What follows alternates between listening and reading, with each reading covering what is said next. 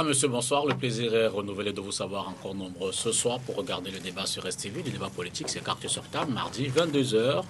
Rentrée scolaire dans le nord-ouest et le sud-ouest. On fera un état des lieux. Vous le savez, la rentrée scolaire de ce côté-là s'est déroulée hier, du moins. C'était le vœu des autorités publiques, comme sur l'ensemble du territoire national. Les autorités, d'ailleurs, se sont déployées dans le sud-ouest et dans le nord-ouest pour essayer d'encourager les jeunes à retourner à l'école et les enseignants également à regagner les salles de classe. On va essayer de faire une forme de commentaire sous fond d'évaluation pour voir effectivement si la situation sécuritaire a pesé sur cette rentrée scolaire-là. Présidentielle 2018, que valent les alliances ou les ralliements politiques? Ça s'observe ces dernières semaines. Les différents partis politiques, ceux des candidats ou non, essaient de se tenir la main pour aller à l'élection du 7 octobre prochain. On va essayer de faire une analyse, comprendre les enjeux de ces ralliements-là, comment est-ce que cela se structure, quels sont les arguments, quelle est la logique qui concourt à ces alliances. Ce sera l'essentiel du débat de ce soir et comme il est de coutume avec 4 panélistes, pas systématiquement des partis engagés à l'élection présidentielle, encore moins leurs représentants. Peut-être un soutien. Il s'agit de Apollinaire Kemenyé, qui est de la jeunesse patriotique du Cameroun. Il a officiellement déclaré, d'ailleurs depuis plus de 2010, qu'il soutient le candidat du RDPC. Bonsoir Apollinaire. Merci, monsieur Dipita, de m'avoir donné la parole. Bonsoir et merci pour cette première apparition dans cette émission. Juste dans la diagonale, le docteur Louison Essomba, il n'est pas politique, c'est un enseignant de droit, entre autres, à l'université de Douala. Bonsoir, je crois, droit public, d'ailleurs. Droit public, c'est bien ça, M. Dipita. Bonsoir. Bonsoir, prof. Merci, bonsoir. Bonsoir à tous les téléspectateurs de STI. Je salue avec respect les autres co-panélistes avec moi sur ce plateau. Journaliste engagé, politique pour la circonstance, Jean-Baptiste Kochateng est du Manidem. Bonsoir, Jean-Baptiste. Bonsoir, M. Dipita. J'aime toujours à dire que je suis d'abord un militant avant d'être un journaliste.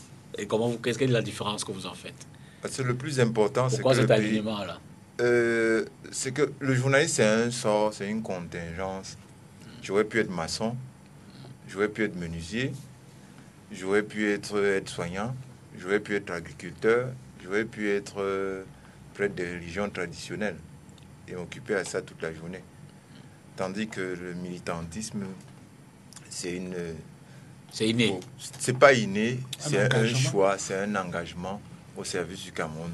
On ne fait pas ça comme un job pour gagner de l'argent, mais on fait ça pour que le sort de l'ensemble de la communauté s'améliore. Donc c'est plus important que nos petites vies, nos professions, etc. Abel Elimbelo, bonsoir. Bonsoir. En politique, ancien militant du SDF,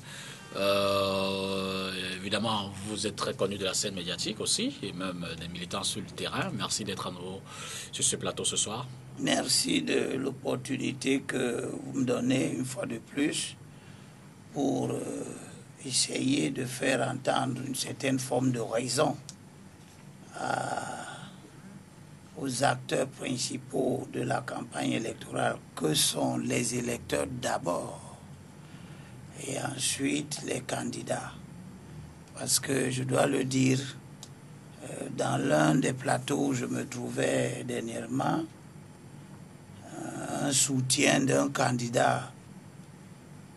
Vous ne viendrez pas répondre ici à quelqu'un qui n'est pas sur le plateau, hein, à l'Emabel. Non, je n'ai cité personne. On va prendre la transition et on va au nord-ouest, sud-ouest pour faire l'évaluation.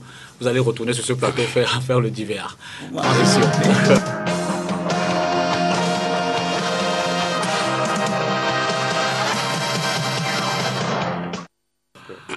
On y va donc. Abel Elimbilo, je vous donne la parole, mais simplement pour savoir exactement quelle est l'appréciation, comment vous avez observé la rentrée scolaire dans le nord-ouest et dans le sud-ouest. Je rappelle que, je peux me tromper, mais je ne pense pas, le ministre de l'enseignement de base était du côté de Bamenda pour solennellement faire le lancement de cet événement-là dans la région du nord-ouest. Je comprends le souci que les autorités camerounaises en ce moment peuvent avoir pour que, autant faire se peut, les populations qui sont sur place dans ces régions-là vaguent à leurs activités Et il y a donc dans ces activités-là la fréquentation des établissements scolaires. Mais je dois dire aussi que on ne peut pas changer la nature des choses. L'insécurité règne dans ces régions-là. On ne peut pas avoir une fixation absolue sur l'idée qu'il faut, vaille coûte que coûte, que les enfants prennent le risque d'aller à l'école parce que, quoi qu'on dise, l'armée ne pourra pas sécuriser chaque salle de classe, chaque établissement scolaire. Si elle le peut, qu'elle le fasse. Mais je sais que c'est une œuvre titanesque. Donc, nous sommes devant des preuves que la situation au nord-ouest et au sud-ouest, ce n'est pas une simple question de petits commentaires que quelques individus qui se croient particulièrement inspirés peuvent venir faire sur les plateaux de télévision, parce que je suis surpris de voir que, à l'occasion de ces élections qui arrivent, tout le monde se croit inspiré d'avoir une solution à cette crise. Ce qui n'est pas vrai. C'est une crise difficile, compliquée. Dans tous les pays du monde, le mouvement sécessionniste, lorsqu'il est déclenché, crée des conditions d'instabilité notoires et ça dure souvent de nombreuses années. Prenez l'Irlande du Nord, prenez le Cachemire indien, prenez le Sahara occidental, prenez la Casamance. À un moment donné même, dans certaines parties du monde, face aux crises de cette nature, les gouvernements ont dû déplacer les populations pour les amener dans des nouvelles zones où on peut les sécuriser. Donc, je comprends les efforts que le gouvernement fait, qu'il les fasse, mais nous devons savoir que la région du nord-ouest et du sud-ouest, tant qu'il y a des bandes armées qui circulent au nom des orientations politiques que certains individus se sont données, la région du nord-ouest, les régions du nord-ouest et du sud-ouest ne seront pas comme Douala, comme Yaoundé. Ambroise Somba. Dipita, ça fait tellement mal, vous savez, quand vous êtes enseignant d'université, du moins enseignant dans l'ensemble, et que vous vous rendez compte que l'école n'est pas effective, ça fait tellement mal. Et c'est la raison pour laquelle un célèbre penseur disait que dès lors que les portes de l'école se ferment, ce sont celles des prisons qui s'ouvrent. Je dois pouvoir indiquer ici que l'État du Cameroun a pris des mesures exceptionnelles pour garantir une rentrée effective dans les zones du Kérélé, mais on constate avec amertume que cette rentrée n'a pas été effective et surtout qu'elle est tombée un lundi. Vous savez, le lundi, c'est le jour de, justement, il faut observer le mot d'ordre de grève où personne ne doit sortir. On doit pouvoir indiquer que cette situation démontre à suffisance que le mouvement indépendantiste ou sécessionniste est justement, met des moyens jusqu'au boutiste pour ne pas lâcher. Et je suis tout à fait d'accord avec Elimbi Lobé lorsqu'il indiquait tout à l'heure que ce sont des techniques qui visent à fragiliser l'institution étatique. C'est la raison pour laquelle il est toujours bien indiqué, et ça on l'a dit, il est difficile pour l'État de pouvoir mettre un policier ou un gendarme à chaque parent, auprès de chaque parent, pour pouvoir garantir aux uns aux autres, justement, des allées et venues à l'école et de la manière la plus sincère que ce soit. Donc, M. Dipita, relevons tout simplement que la situation, pour emprunter une expression latine, c'est-à-dire ou espagnole, va toujours de Guatemala à Guatepeor, c'est-à-dire de mal en pis. On espère simplement que l'État va utiliser et réfléchir sur des voies et moyens pour pouvoir essayer de juguler cette crise. Et je dois vous avouer que nous avons un surdosage aujourd'hui des élèves qui partent de cette zone dite querellée. Et vous savez, dans des conditions aussi difficiles, il est aussi difficile justement de transmettre le message. Lorsque vous n'êtes pas assis de manière idoine pour pouvoir écouter une leçon ou suivre un enseignement, c'est bien difficile pour vous de vous en sortir. Donc, la situation va de mal en pire. Nous espérons tout simplement que l'État du Cameroun trouvera les voies et moyens pour que cette crise puisse finalement et décidément prendre feu. Jean-Baptiste, vos observations sur ce retour? Comme il fallait s'y attendre, le retour a été difficile pour les zones du nord-ouest et du sud-ouest. Il ne fallait pas être sorcier pour savoir qu'il allait y avoir des problèmes, compte tenu des mots d'ordre que les chefs sécessionnistes lancent, bien les soi-disant chefs sécessionnistes lancent. Parce qu'on a entendu certains qui disent on ne peut pas assurer la sécurité des enfants qui vont rentrer à l'école, tout en laissant les parents libres du choix de ramener leurs enfants à l'école. Mais on a aussi entendu des soi-disant leaders de la sécession déclarer carrément que jusqu'en 2019, les enfants ne rentreront pas à l'école dans ces zones-là. Donc c'est quelque chose d'extrêmement grave pour un pays comme le nôtre. Ça fait perdre beaucoup de temps aux jeunes gens, ça fait perdre beaucoup d'argent aux parents, ça fait perdre beaucoup d'opportunités à l'ensemble de la nation. C'est une hypothèque que ces gens posent sur l'avenir de la jeunesse camerounaise de ces régions-là et du pays tout entier. Mais il y a plus grave de notre point de vue au Manidem. Le plus grave dans la situation actuelle, ce n'est pas que ces gens-là aient appelé à ne pas aller à l'école et qu'ils aient mené quelques actions. C'est que malgré le temps qui a passé, malgré les preuves que cette tentative de sécession-là est injustifiée, injustifiable, elle est inopportune et qu'elle ne peut pas et ne devrait pas se faire, il y a toujours une sorte de concession, de tolérance, de justification que beaucoup d'acteurs sociopolitiques apportent à l'action sécessionniste. Parce que cette rentrée aurait pu être meilleure si toutes les voix qui comptent dans le débat public, M. Elimi tout à l'heure disait que tout le monde prend la parole, nous souhaitons que tout le monde prenne la parole pour dire à tous ceux, si les gens les connaissent personnellement ou bien qui ne les connaissent même pas, que tout le monde tombe d'accord que pour que les choses avancent dans ce pays, il faut d'abord arrêter de tirer sur des policiers, des militaires, des gendarmes dans les régions du nord-ouest et du sud-ouest. Que ceux qui ont pris les armes et qui ne devaient pas le faire les déposent, quelles que soient les raisons pour lesquelles quelqu'un a pris les armes. On peut avoir tué son cousin, on peut avoir tué son frère, il peut y avoir eu des exactions, c'est vrai, il va falloir rétablir la justice dans chacun de ces cas-là. Mais la solution que ceux-là qui ont pris les armes ont choisi est la pire, ce n'est pas une solution. En réalité, ils vont obtenir le contraire de ce qu'ils prétendent vouloir faire, maintenir la pagaille et aggraver la difficulté et la détresse de nos compatriotes de ces régions-là. Donc, une fois de plus, ce qui est le plus grave aujourd'hui, c'est qu'il n'y ait pas un consensus national autour de l'obligation pour les sécessionnistes d'arrêter toute action armée violente. On peut encore, vraiment à l'extrême limite, lorsqu'on est vraiment tolérant, accepter que les gens discutent, viennent dire qu'ils ont un projet sécessionniste et qu'ils veulent former un parti pour cela, comme on leur a demandé à je ne sais pas quel cours de justice de l'Union africaine leur a demandé. On peut encore tolérer ça pour qu'il y ait une discussion civile.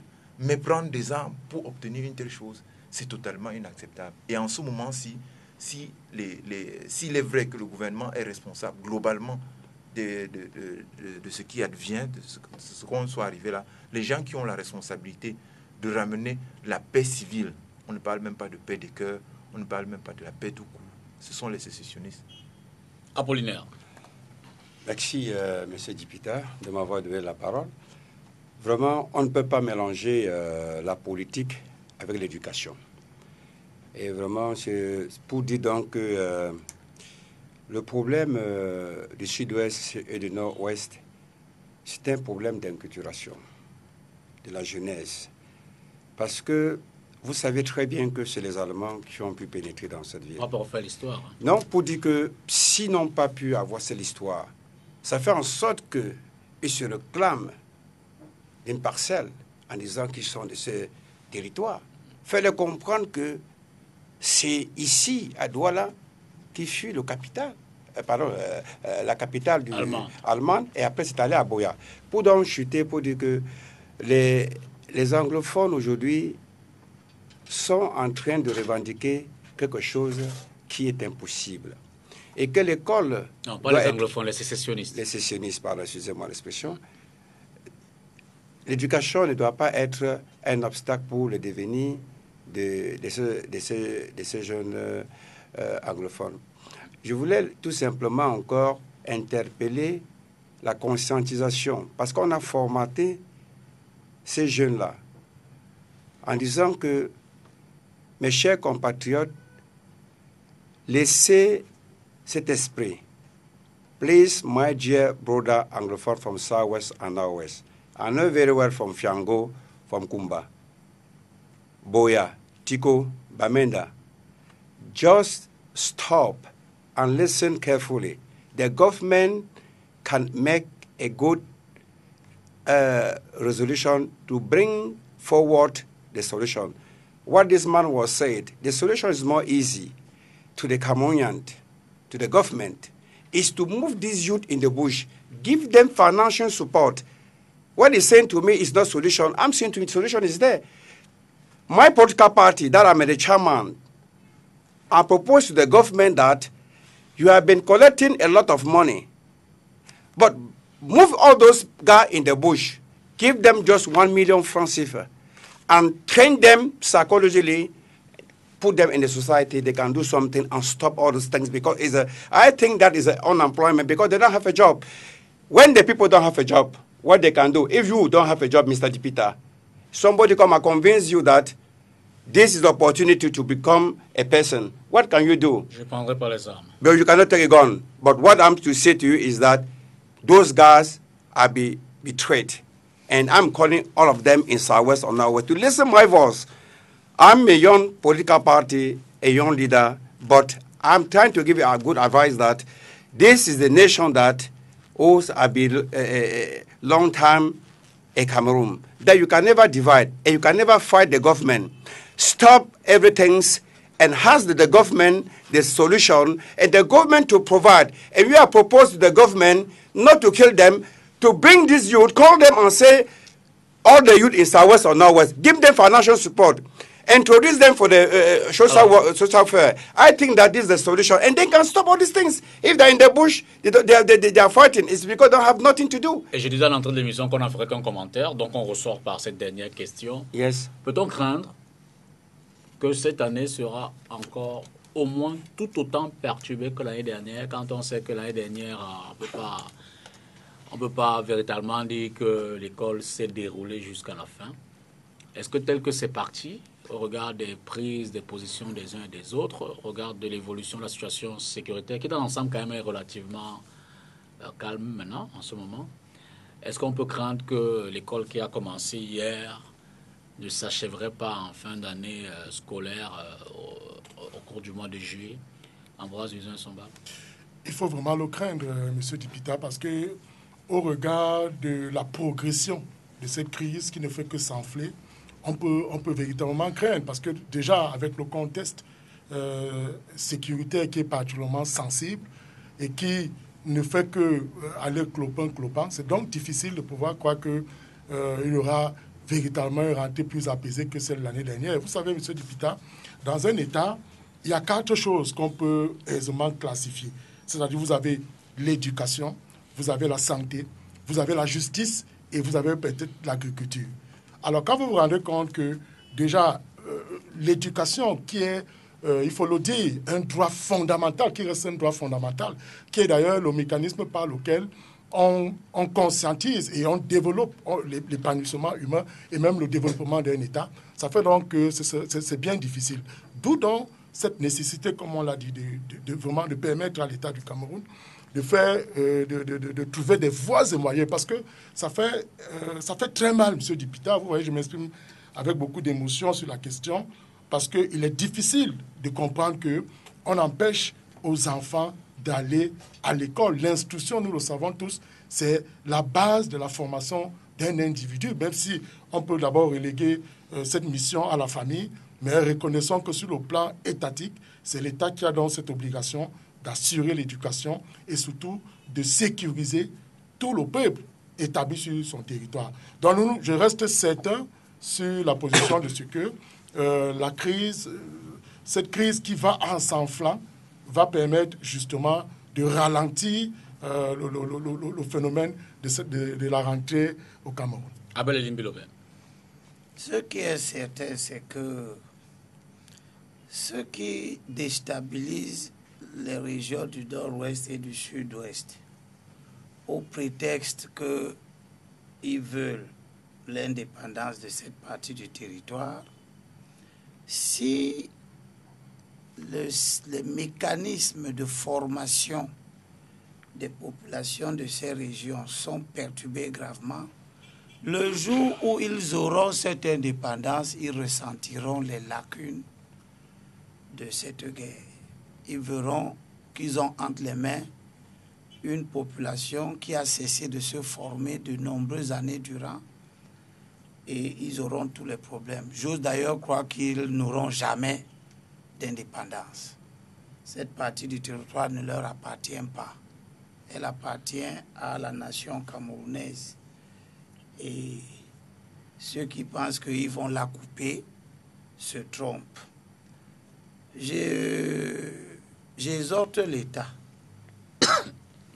à envisager des solutions audacieuses et courageuses qui peuvent aller jusqu'au développement des systèmes d'internat dans le côté camerounais où il y a la sécurité, pour accueillir autant faire se peut les enfants du nord-ouest et du sud-ouest qui doivent continuer à aller à l'école et se former.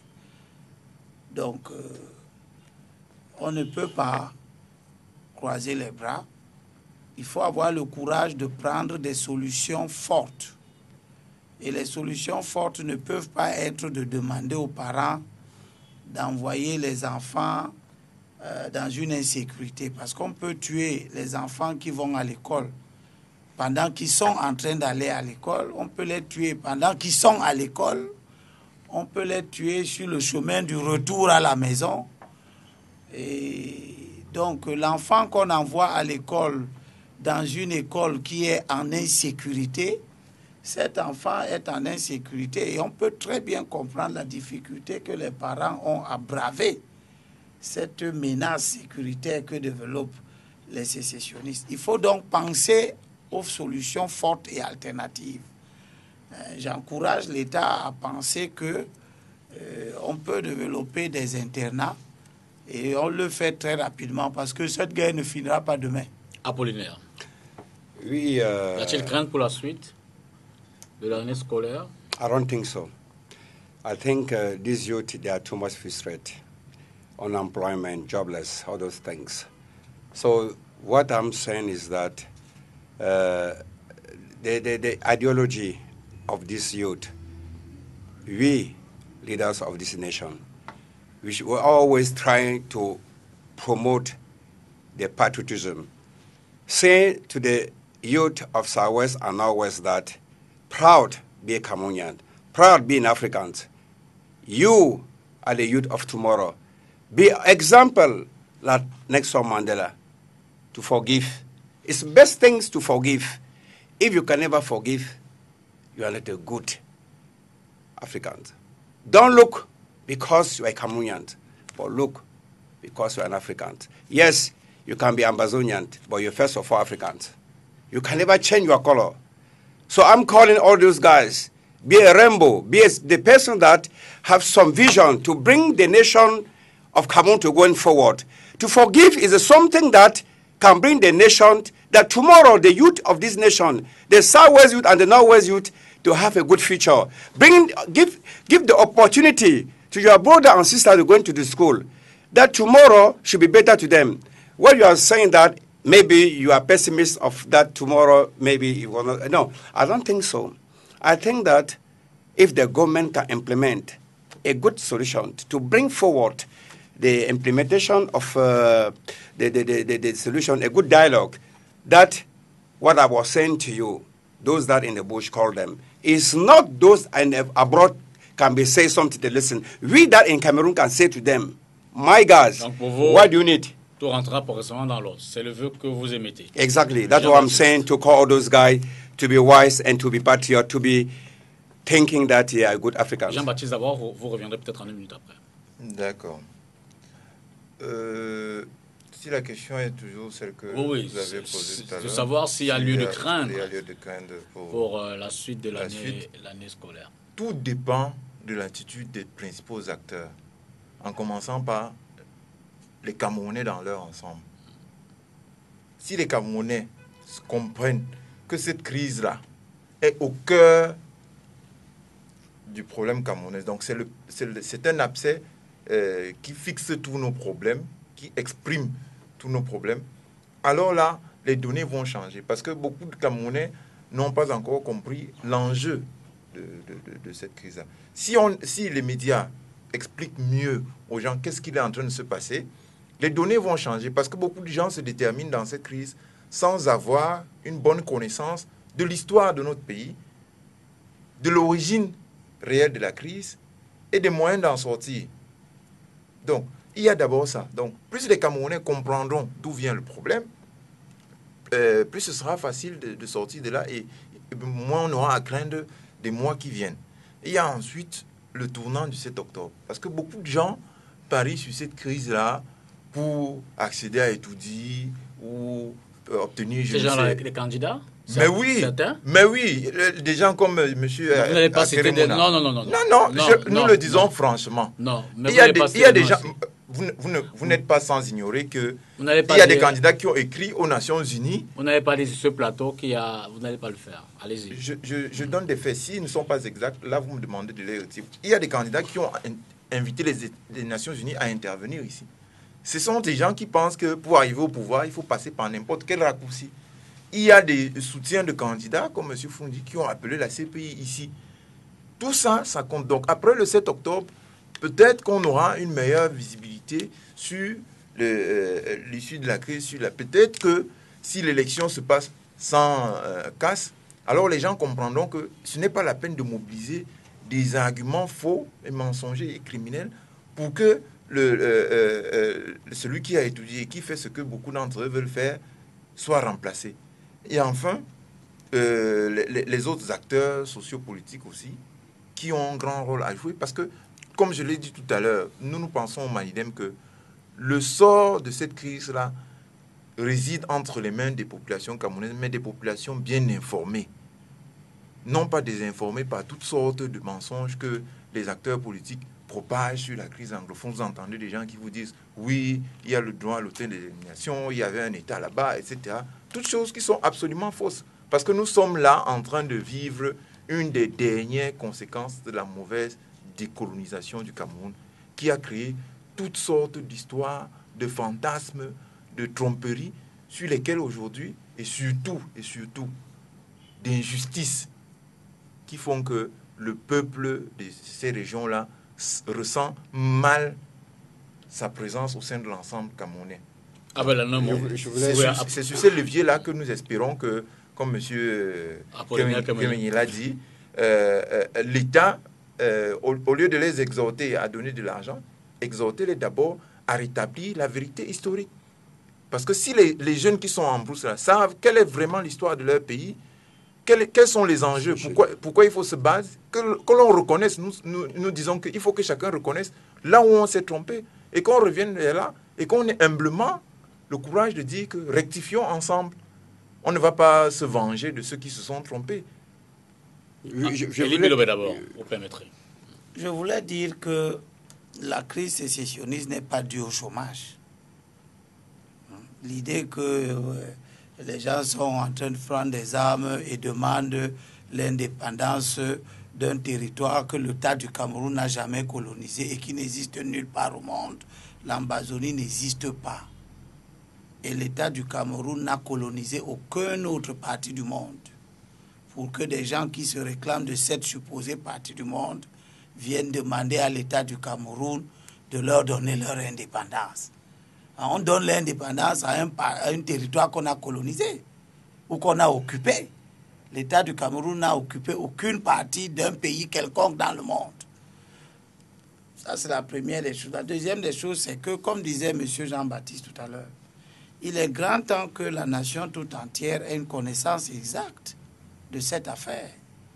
Parce que ce n'est pas une bonne chose d'avoir 36 000 approches de ce problème, où certains pensent qu'ils sont en brousse parce qu'il y a du chômage. Et que si on les appelle, on leur donne 1 million de francs chacun, c'est terminé. Ils vont sortir, ils vont devenir des citoyens ordinaires, ils vont déposer les armes. Ça n'a fonctionné nulle part comme ça dans le monde. Le sécessionnisme est une option politique. Le sécessionnisme n'est pas une option économique. Non, je veux chuter pour dire que ce n'était pas au début un problème politique, c'était un problème social. C'est un problème politique. C'est ce que vous oubliez. Et quand c'est social, on amène dans ce cadre continuer. où il faut donner des solutions appropriées pour ces jeunes. Continuez. On vous a écouté. Allez-y, monsieur Lili. Et vous n'allez pas nous enseigner le début de cette crise. Bah, je suis Monsieur pas Ayouk, voilà, Monsieur Ayouk, qui est à la tête de ce mouvement, qui l'a lancé, qui a organisé tout ça, ne parlait pas du chômage. Il parle de l'indépendance d'une partie du territoire national qu'ils appellent l'Ambazonie. Ça n'a rien à voir avec le chômage. C'est transformé Bon, par non, une c'est crise vous sociale. qui analysez ça comme ça. C'est une crise politique. Vous avez un groupe politique qui estime que une partie du territoire camerounais est leur territoire et qui veulent détacher cette partie du territoire camerounais-là de l'autorité du gouvernement camerounais. Il y a du chômage à Douala. Personne ne veut détacher Douala du Cameroun. Il y a du chômage à l'est. Il y a du chômage au sud. Il y a le chômage partout au Cameroun. Donc, expliquer des choses aussi graves par des arguments aussi simplistes contribue justement à égarer les esprits sur la nature réelle de cette crise. Nous avons une crise politique de type sécessionniste. Et comme disait Jean-Baptiste, et j'apporte de l'eau à son moulin où je corrobore, pour dire que nous avons effectivement observé une récupération de cette crise à des fins de diversion politique pour permettre à certains acteurs qui avaient du mal à exister d'exister. Des gens font un mouvement sécessionniste et puis d'autres viennent parler sur les plateaux de télévision du fédéralisme. Alors que depuis que Ayouk est là, personne ne parlait de fédéralisme. Est-ce qu'il fallait attendre que M. Ayouk lance un mouvement, achète des armes, on ne sait où, s'installe au Nigeria pour commencer à alimenter une guérilla, pour que des gens estiment que c'est le sécessionnisme, c'est le changement de la forme de l'État qui va régler ce problème. Vous ne voulez pas qu'on évoque certains acteurs. Et pourtant, les élections présidentielles qui arrivent là sont un élément déterminant de la résolution de cette crise. Parce qu'il faudra bien, à la sortie de l'élection présidentielle, que tout le monde sache que le Cameroun a une forme d'État qui ne variera pas. Qui ne variera pas. La forme n'est pas importante. Donc, vous avez des gens qui sont aujourd'hui candidats et dont le projet politique est, pour certains, de passer à une fédération. Pour d'autres qui n'ont pas le courage de dire exactement ce qu'ils veulent, ils disent qu'eux, ils sont pour un régionalisme. Ils attendent d'abord d'être président pour savoir si on reste dans l'État unitaire ou si on va à l'État fédéral. Et patati et patata. Je suis de ceux qui disent que cette élection, nous devons prendre des dispositions pour qu'à la sortie de cette élection, le 7 au soir, que l'État unitaire décentralisé devienne plus solide que jamais dans la tête de tout le monde et que personne ne se lève plus jamais au Cameroun pour dire qu'il demande la modification de la forme de l'État. L'État du Cameroun n'est pas une balle de ping-pong. Mais rien n'interdit le fédéralisme non plus. Hein. Ben, je n'ai pas dit... Quelle forme que certains défendent. S'il vous plaît, nous n'avons pas dit aux uns et aux autres de ne pas rêver de la forme de l'État qu'ils imaginent. Nous avons dit justement que l'élection sera l'occasion pour sortir définitivement de ce débat. Mais je vous rappelle en passant qu'il y a une loi au Cameroun qui interdit d'envisager la modification de la forme de l'État. Donc ceux qui envisagent même ça sont dans une forme d'illégalité. Le fait que l'élection soit là est peut-être une opportunité pour les uns et les autres de mettre donc leurs idées sur la table et de laisser le peuple camerounais se prononcer. Mais j'ose croire que ça sera pour la dernière fois. Parce que le peuple camerounais s'est prononcé en 61, le peuple camerounais s'est prononcé en 72, et vous avez des esprits simplistes qui viennent remettre l'expression de la volonté suprême du peuple camerounais de 72 sur la table de discussion. On ne va pas passer tout.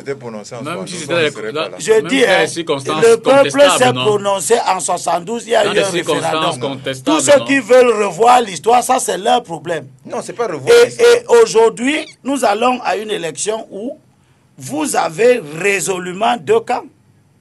Ceux des candidats qui aspirent à changer la forme de l'État et qui n'arrivent pas à nous dire exactement quel État ils veulent. Parce qu'il y en a qui parlent de 10 régions fédérales, il y en a qui parlent de 4, d'autres qui disent que c'est quand ils seront là qu'ils vont demander aux Camerounais. C'est-à-dire qu'on va élire quelqu'un pour qu'il aille demander aux Camerounais quelle est la forme de l'État. Et vraiment, ce sera la sortie de... Et je termine pour dire, il y a d'autres, comme moi, qui sont acquis à l'idée que la forme de l'État n'est pas un problème au Cameroun. Et une fois pour toutes, nous sommes dans l'État unitaire décentralisé, nous devons y demeurer, changer les hommes, changer la gouvernance, mais ne pas avoir la forme de l'État comme un ping-pong. Demain, hier on était fédéraliste, aujourd'hui unitaire, demain on sera royaume, et après demain on sera ceci ou cela.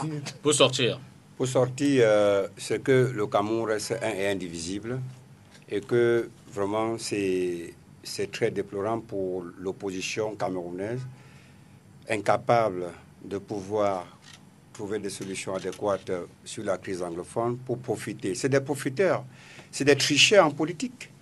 Ils profitent des âmes détruites pour pouvoir chercher à arriver là où ils ne peuvent pas arriver. Vous imaginez que notre opposition au Cameroun n'est parvenue même pas d'abord à s'unifier pour trouver un candidat. C'est quand ils seront au pouvoir qui vont gouverner la chose, monsieur Dipita. Et là, vous faites la transition, on va donc la prendre. Oui, mais pour dire que pour chuter, dire que l'opposition camerounaise, c'est cette opposition, donc qu'elle cherche chaque fois. On revient là-dessus sur la deuxième partie.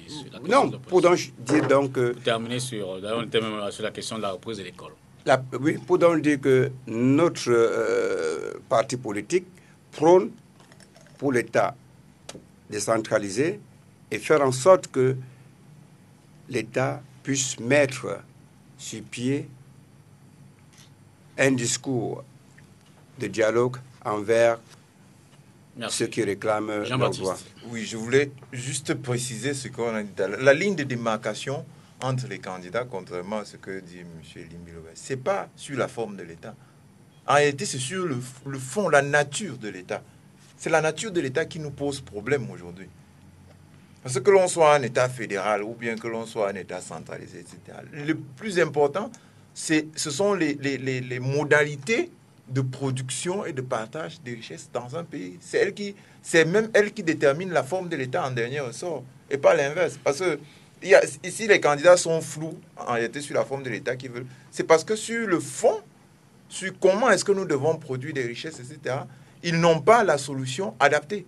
Parce que c'est quand vous choisissez, par exemple, de produire localement, de transformer localement les matières premières du Cameroun, par exemple, que vous n'avez pas besoin de concentrer entre vos mains le pouvoir, par exemple, de nommer un directeur à Sodecoton. Vous nommez des gens là-bas qui choisissent quelqu'un qui dirige les cotonniers plantés dans ces régions-là. Donc, c'est en fonction des choix fondamentaux que la forme de l'État se fait.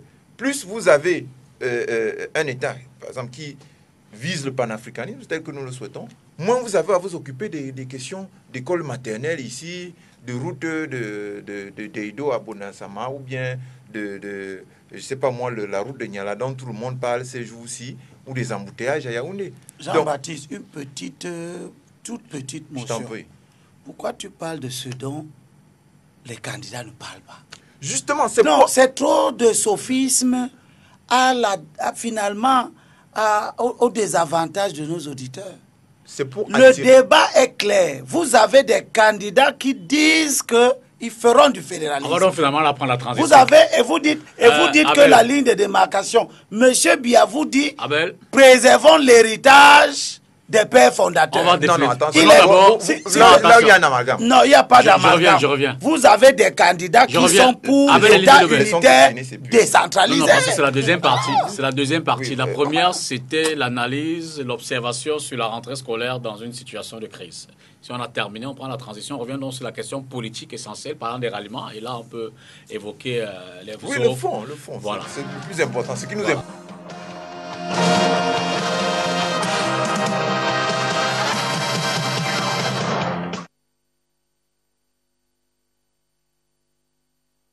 En fonction des idéologies des uns et des autres, les plus petits ou les plus grands peuvent estimer que les partis peuvent se mettre ensemble. Mais ici au Cameroun, d'abord c'est une situation qu'on observe assez souvent à l'approche des élections présidentielles. L'opportunisme, certains me le diront.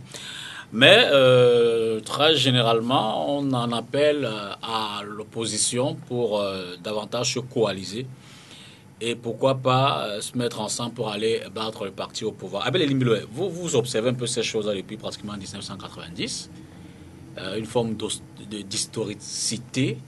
L'opposition camerounaise, peut-être en dehors de 92, qui a quand même peut-être pas fait une coalition totale, tous les partis ensemble, mais une frange importante des leaders ont pu se mettre ensemble et conduire cela. Mais depuis 92, on a vu d'autres tentatives. 96, je crois 2000, 2004, je ne sais plus, 2011. On a vu des tentatives, mais qui n'ont pas abouti. Et on a quand même pu voir que, au fur et à mesure qu'on avance dans l'histoire, ça a laissé de véritables séquelles. Oui, disons que 92 était une année qui s'avère, ou une occasion qui s'avère finalement exceptionnelle. Parce que depuis qu'en 92, beaucoup d'acteurs politiques ont préféré taire leur personne propre, leur calcul, leur ego, pour utiliser le mot qui est très à la mode, peut-être que tout le monde le comprend bien, et ont soutenu une candidature qui était donc finalement une candidature de large consensus. Elle n'était pas unique. Il y avait d'autres candidats qui avaient refusé le consensus et qui avaient décidé d'être candidats jusqu'au bout. Hein. Et en face d'eux, il y avait quand même un candidat, John Fundi, qui avait été mis sur pied par un ensemble d'acteurs. Il n'était pas un candidat qu'on a rallié. L'histoire nous apprend que ce n'était pas quelqu'un qui a dit « je suis candidat » et puis les gens ont commencé à dire « oui, je soutiens John Fundi ». Ça ne s'est pas passé comme cela. Les forces politiques, entre parenthèses, l'UNDP, présidée à ce moment-là par Samuel Ebois, et bien d'autres forces politiques, le Manidem et bien d'autres. Bello était déjà président. Bello était déjà évincé, donc il avait déjà développé le mouvement pour la démocratie et le progrès, ainsi de suite. Bon. Donc il y avait un certain nombre de forces politiques qui s'étaient mises ensemble avec le SDF et qui ont décidé d'avoir un candidat de consensus. Et ce candidat avait été M. John Fundi. Effectivement, il est bon de le faire savoir.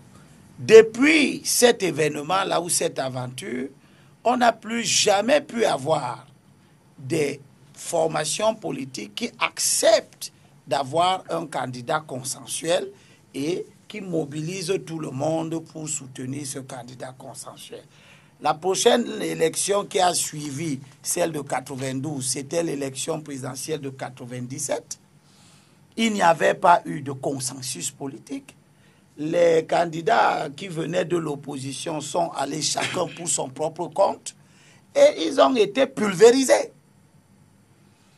On a trouvé pour alibi, pour expliquer la défaillance et l'échec catastrophique de l'opposition à cette époque-là, l'alibi, c'était la fraude électorale. Nous sommes revenus en 2004. Les tentatives de mettre en place une coalition pour avoir un candidat de consensus n'ont pas marché non plus. On a vu que au dernier moment d'un conclave entre un certain nombre de personnalités de l'opposition, M. Fundi a claqué la porte de ce conclave-là pour aller se présenter seul aux élections à son corps défendant. Et de l'autre côté, M. Ndamdioua est resté avec un certain petit noyau de personnalités ou de formations politiques qui soutenaient sa candidature. Le résultat a été que tout le monde a été pulvérisé. Et on est revenu en 2011 avec les mêmes états d'esprit qui nous montrent finalement que dans l'opposition camerounaise, il y a très peu de gens capables de rassembler. C'est la première conclusion à laquelle nous arrivons. La deuxième conclusion à laquelle nous arrivons, c'est que ce n'est pas la fraude électorale qui fait perdre. Ce n'est pas la fraude électorale qui nous fait perdre. D'ailleurs, aucun de ces candidats et toutes les requêtes qui ont pu être introduites ici et là, aucune n'a établi fondamentalement qu'il y avait des fraudes. Et je rappelle que la fraude est très difficile à établir. Troisièmement, les études objectives nous montrent que ce qui nous fait perdre, c'est la dispersion des voix qui s'expriment contre le régime. Ces voix se dispersent dans deux camps. Le camp de l'abstention, et elles se dispersent parmi la multitude de candidats de l'opposition qui se présentent contre le candidat du régime. Et aujourd'hui, à l'orée de cette élection présidentielle qui se précise le 9 octobre, on voit très bien les mêmes comportements qui sont en train d'être repris. Nous avons demandé à la lumière des études et de l'histoire que l'opposition fasse le sacrifice, que les candidats de l'opposition fassent le sacrifice de nous donner un candidat de large consensus. Là, vous êtes déjà au-delà de l'historicité. Alors, je veux savoir, est-ce qu'il y a, je veux dire qu'il n'y a aucun cadre, tout au moins juridique, qui éventuellement oriente ou définit ou encadre quelque forme de coalition ou de ralliement? C'est ouvert. Non, pas du tout. Rien ne l'interdit, la loi n'en parle pas. Monsieur le député, il faut pouvoir dire deux choses. Pourquoi les alliances ou la coalition n'a pas justement un effet positif au Cameroun? C'est tout simplement pour deux raisons. La première raison peut être financière ou lucrative, c'est-à-dire qu'en réalité, chaque candidat a à cœur de pouvoir braver les 10% pour se faire retourner les 30 millions. Première. Et maintenant, Chacun veut avoir son argent. La deuxième est juridique. Juridique, pourquoi? Parce que le mode de scrutin ne confère pas et ne révèle pas la nécessité d'une coalition. Puisqu'on dit, à l'élection présidentielle, le président est élu au suffrage universel direct, au scrutin majoritaire, à un tour. Et vous savez que c'est généralement à deux tours qu'on assiste. On a vu au Sénégal et dans bien d'autres pays où l'on assiste à des mouvements de coalition, des mouvements d'alliance et bien d'autres. C'est que moi je dois pouvoir dire, pourquoi la coalition ne donne pas au Cameroun? Pourquoi elle ne se révèle pas de manière positive? Parce que Elie Bilobe utilise une belle voix, c'est-à-dire un beau terme, c'est-à-dire une dispersion des voix. Tout simplement parce que le critère pertinent qui puisse être mis en place pour choisir ce leader de l'opposition fait problème. Si vous prenez aujourd'hui, quand nous faisons une analyse et que nous observons le paysage politique, on se rend bien évidemment compte que quand vous prenez Joshua aussi veut démontrer à cette élection présidentielle qu'il sort d'une tutelle pesante et artificielle du chairman. Il veut se démarquer.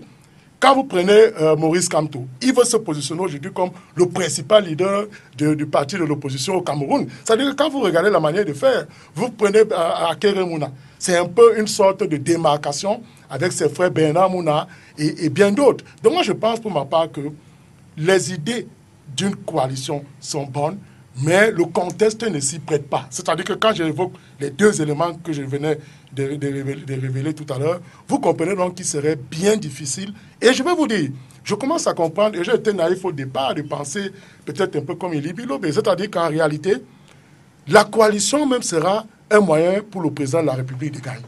C'est-à-dire que le président en place. Pourquoi? Parce qu'en réalité, le mot d'ordre des leaders de l'opposition, s'ils arrivent à se coaliser, ne pourrait ne pas être poursuivi par les militants de chaque parti. Je prends un exemple. Si aujourd'hui, on décide de se coaliser autour d'Akere Mouna ou de Karba Libi, vous comprenez donc que les militants du SDF ne vont pas s'allier derrière Karba Libi.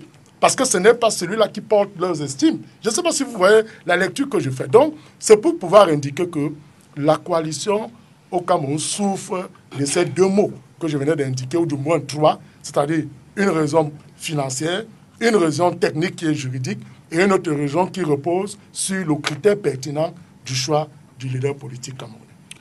Souvent, très souvent, Jean-Baptiste, on parle beaucoup de coalitions, mais sans forcément tenir compte des offres, des propositions. C'est comme si en réalité les coalitions, c'est davantage vis-à-vis des individus. On parle moins du projet qu'autre chose autour de ceux-là qui aspirent justement à se mettre ensemble. Oui, c'est un très gros problème. Et contrairement à ce que dit M. Somba et M. Limbi Lobert, ce n'est pas, M. Limbi a en revanche évoqué l'argument de la distance qu'il y a entre les acteurs politiques et les Camerounais. Ce n'est ni l'argent, ni la pertinence du choix, ni la difficulté juridique du fait que la loi ne prévoit qu'un seul tour, etc., ou la fraude même, bon, la fraude c'est important, qui font qu'on n'en arrive pas là. Le problème des alliances ou des coalitions, etc., dans nos partis d'opposition, c'est l'origine de ces partis.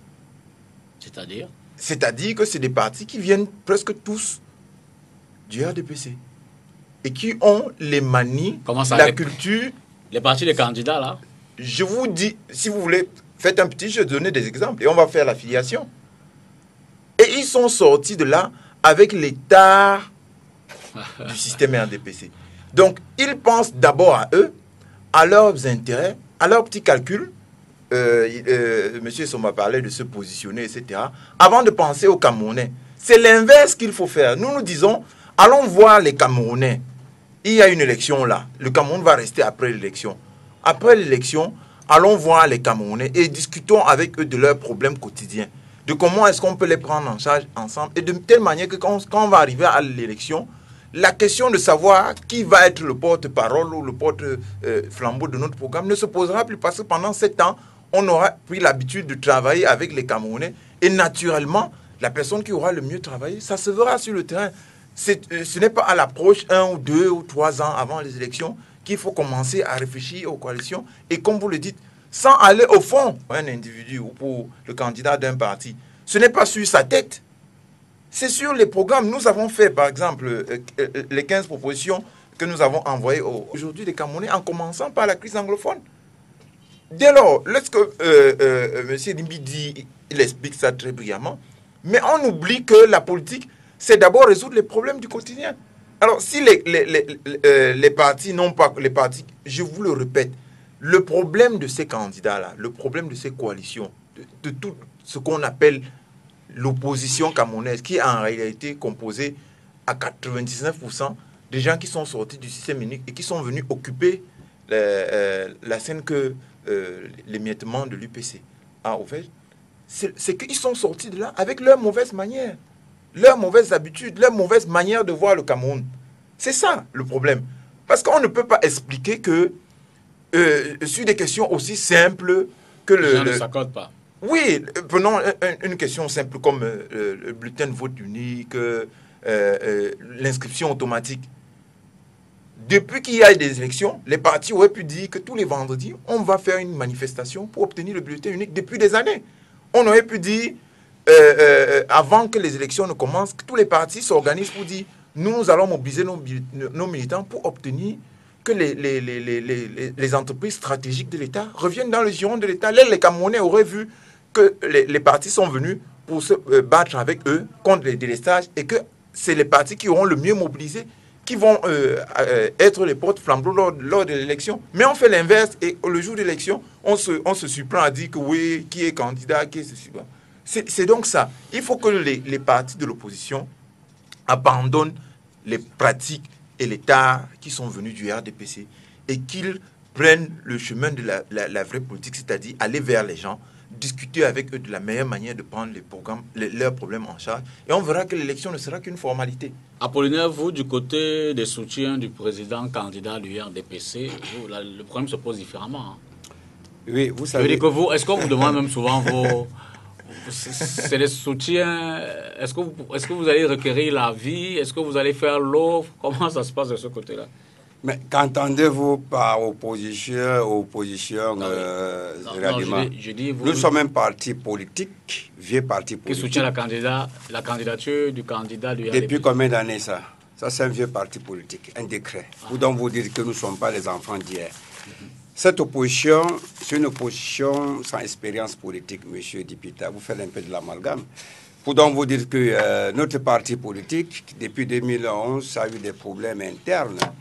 Donc, que une opposition que depuis aujourd'hui... Vous aussi aller en anglais, hein, sans souci. Oui. Je voulais dire que nous avons une opposition qu'elle ne parvienne pas à implémenter un projet ni un programme. On va attendre voir leur consensus et ne montre pas. Tout le monde veut être leader. Croyez-vous qu'aujourd'hui, le peuple camerounais pourront faire confiance à une opposition divisée, matérialiste? N'importe qui a voulu déposer ses petits miettes pour vouloir prendre des intérêts. Non, je pense qu'il ne peut plus formater la mémoire des peuples camerounais.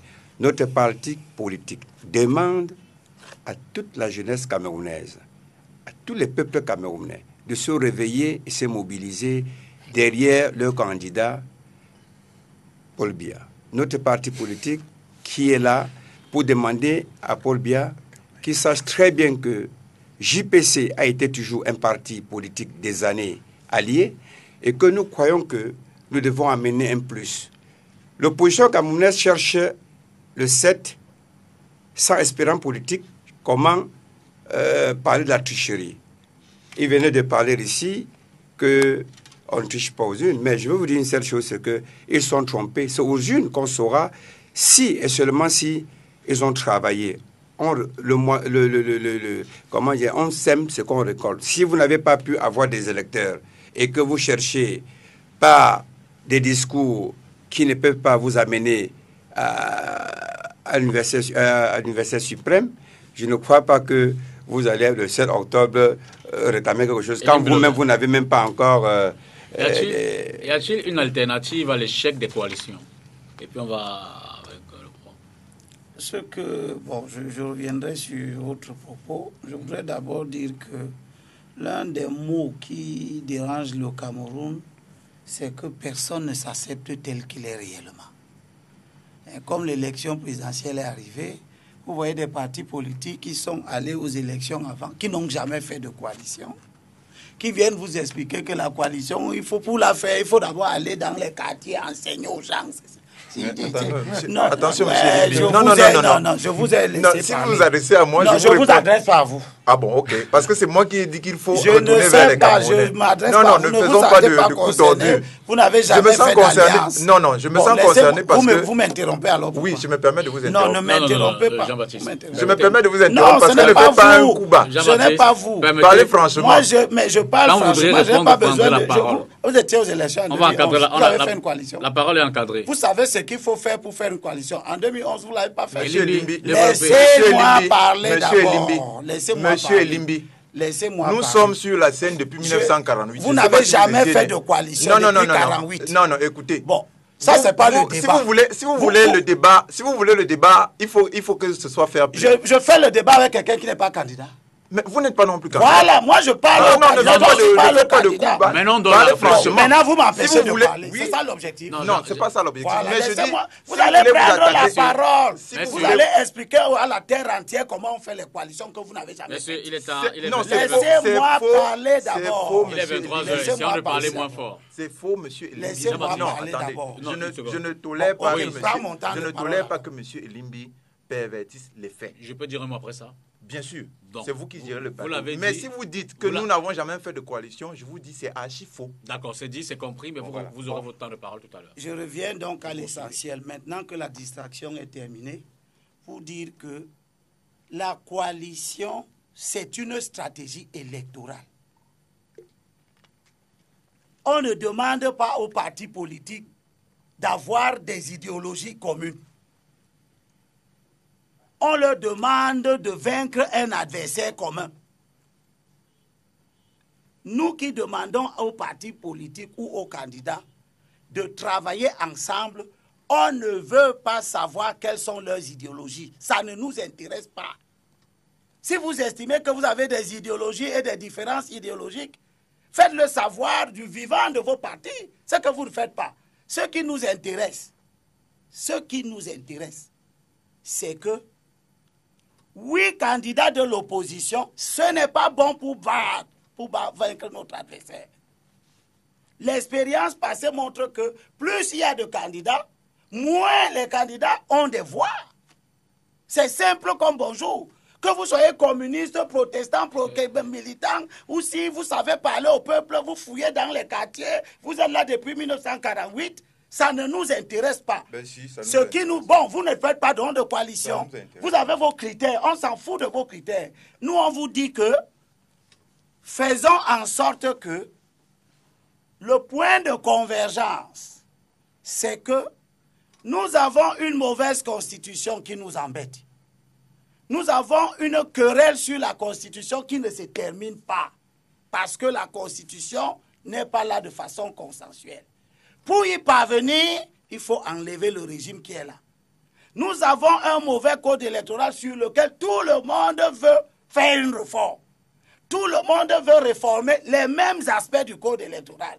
On veut les élections à 2 tours, on veut le bulletin unique, on veut enlever l'article 151, 171, 217 qui nous empêche de faire le panachage, etc., etc., etc.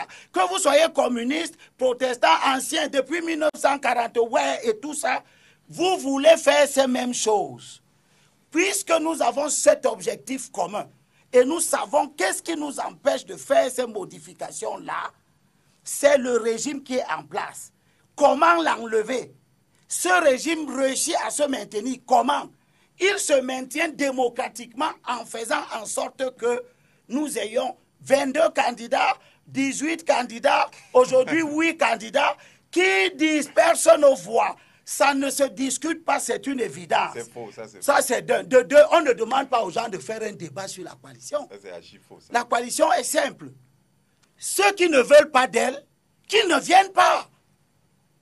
Mais je me demande quelle est la posture intellectuelle de ceux qui viennent démontrer qu'ils n'y sont pas parce qu'elle ne se fait pas ou qu'elle n'est pas possible. Non, ayez l'audace et l'outrecuidance de dire aux Camerounais, moi je ne fais pas de coalition, un point très Gaga l'a fait. Monsieur Ndifo est en train de le faire. Il dit publiquement à tout le monde, je ne fais pas de coalition. Mais je vois ceux qui ne veulent pas de coalition, mais qui se sentent coupables, venir expliquer comment la coalition juridiquement n'est pas faisable. Mais mon ami Louison, c'est pas correct ça. Mon ami Louison, sur le plateau. Non, il faut les nommer. Non, il faut les nommer quand ils sont présents. Ça mon ami Louison, ça fait le débat. Mon ami Louison Issoumba, la coalition n'est pas un programme politique. Elle est une stratégie. Elle est déterminée par le fait que si nous nous coalisons, nous améliorons nos chances de gagner. Que ce soit dans une élection à 1 tour, que ce soit dans une élection à 18 tours. On est dans un cas où on a une élection à 1 tour. Vous dites, il faut attendre 2 tours pour savoir se coaliser. Mais puisqu'on n'aura donc jamais de 2 tours, autant se coaliser au premier tour pour améliorer nos chances de faire tomber le régime qui nous empêche d'avoir 2 tours. Ces genres d'artifices intellectuels, c'est justement pour créer les conditions pour qu'il n'y ait jamais d'unité d'action. Or, le problème n'est pas idéologique. Il est même d'autant plus simplifié que tous ces candidats qui sont là, les 8, ils veulent réformer le Conseil constitutionnel. Ils veulent réformer le Conseil supérieur de la magistrature pour asseoir l'indépendance entre le judiciaire et l'exécutif. Ils sont tous en train de s'interroger sur l'opportunité du Sénat. Faut-il avoir 30 sénateurs nommés? Ils ont les mêmes problèmes institutionnels à résoudre. Ne serait-ce que parce qu'il y a cette unité dans les problèmes-là, on est en droit de se poser la question, pourquoi alors vous avez un combat commun et vous ne pouvez pas le faire ensemble. Vous préférez que nous allions au 16e échec pour des questions que Louison a évoquées et qui sont pertinentes. 16e à partir de... Premièrement, 16e à partir de 92. Mais il y a eu les élections avant 92. Ben moi, je ne m'occupe pas de ça. Mais le Cameroun date d'avant 92. Je n'ai pas dit le Vous contraire. terminez, Limbi. Et c'est la deuxième fois que vous me perturbez. Je vous demande... C'est quand même incroyable. Vous n'allez pas le rendre ça. Si vous croyez que c'est le Malidem non. qui fait l'histoire du Cameroun, je suis désolé. Non. Je suis désolé pour vous, monsieur Limbi. Le Cameroun date d'avant 92. Je ne sais pas. Le mien commence en 92. Voilà, le vôtre commence en 1966. Non, bien avant. Ce qui nous intéresse, ce n'est pas ce type de diversion. Non, c'est vous qui faites diversion. Ce qui nous intéresse, c'est que les 8 candidats qui sont là doivent savoir que l'élection ne leur appartient pas.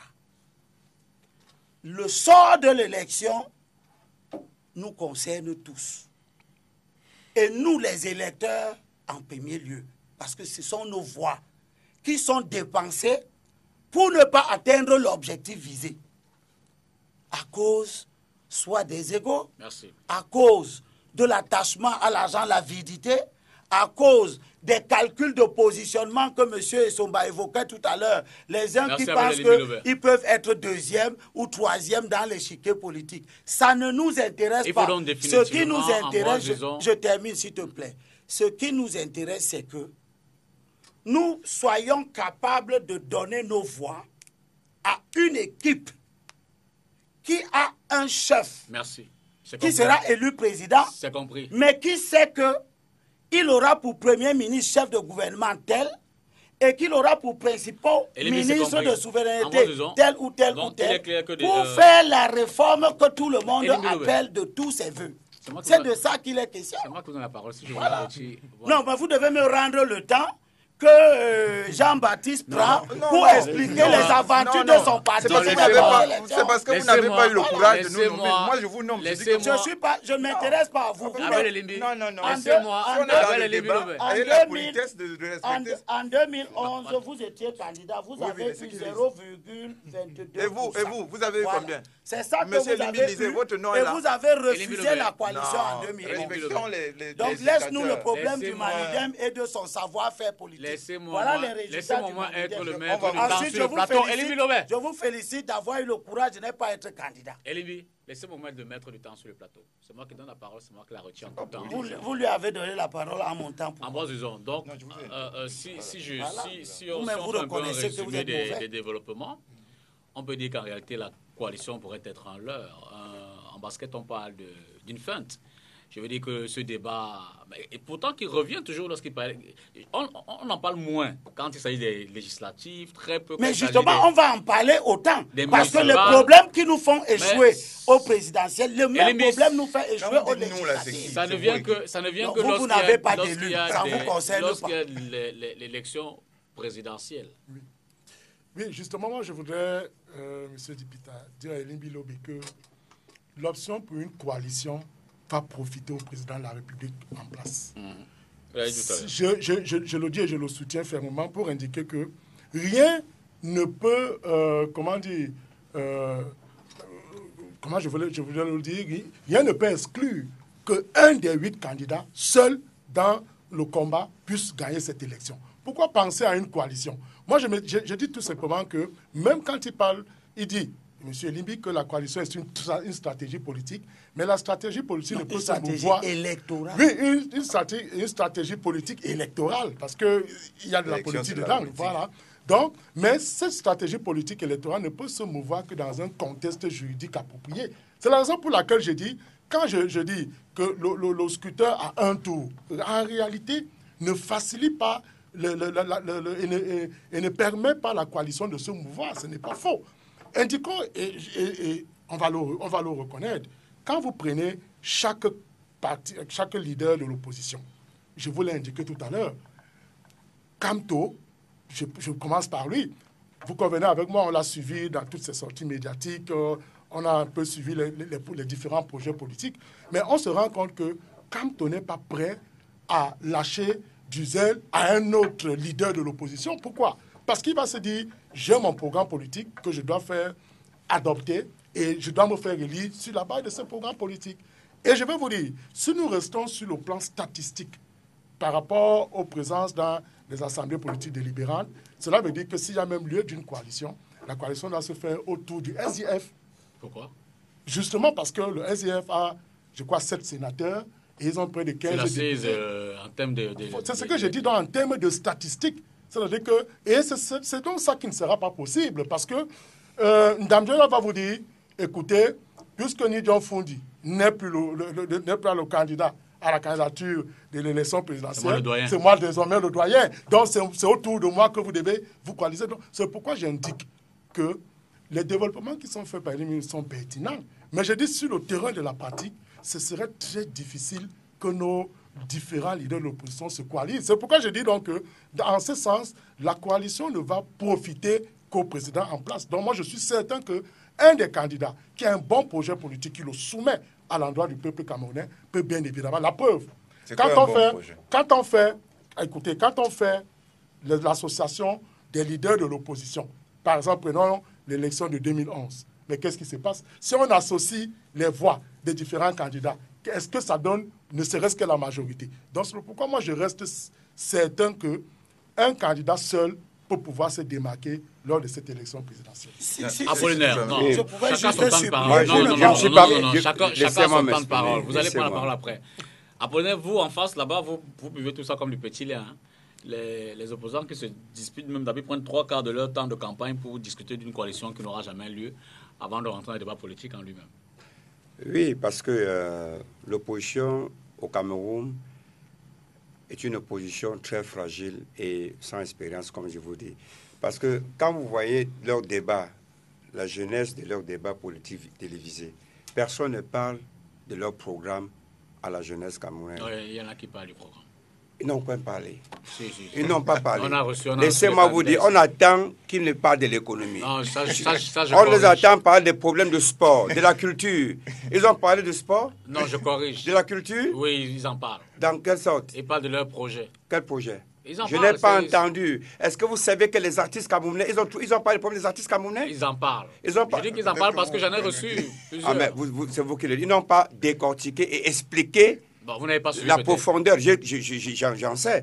En effet, c'était pour vous dire que, monsieur Dipita, que l'opposition aujourd'hui au Cameroun ne peut pas gagner parce qu'elles ne sont pas unanimes. Elles ne sont pas unanimes parce qu'il n'y a pas eu de solution consensus pour trouver un leader. Comme le prof vient de le dire, monsieur Kamto ne peut pas accepter se rabaisser devant le SDF et que Akeremouna non plus. N'importe qui tire les ficelles de son côté. Et comment on peut vivre une élection où chacun veut tirer et ils vont faire un débat avec le président Paul Biya. Le président Paul Biya ne peut pas faire le débat avec 9 candidats. On fait un candidat. Et ce qu'il devait comprendre, c'est ce que Charles de Gaulle a dit. Est-ce qu'ils sont unanimes? Non. Et vous voulez gagner comment le Cameroun? Vous voulez gagner non, vous ne pouvez pas gagner. Non, en fait, moi, laissez-moi parler, vous allez un peu me perturber. Je suis en train de dire donc que l'opposition au Cameroun est très mal partie. Ils doivent comprendre qu'on ne les voit pas sur le terrain, on ne les voit que sur les plateaux, n'est pas bien expliqué ni efficient, et qu'ils doivent comprendre que sans une coalition logique, fiable, qualitative et quantitative, ils ne pourront pas gagner cette élection. Parce que nous avons plus de 25 partis politiques dans mon pays. Non, et qu'est-ce qu'ils ont fait pour leur pays, pour dire qu'ils vont gagner le pays, pour gagner le président Paul Biya? Ils viennent pour se servir. Montrez-moi un opposant qui a fait quoi pour le Cameroun? Un opposant, c'est celui qui a d'abord servi son pays, et non pour venir pour se servir. Mais en dehors de lui, montrez-moi notre personne. Akeremouna a longtemps été avocat des affaires du Cameroun. Je n'en dis combien de points. Beaucoup en veulent pour seulement venir.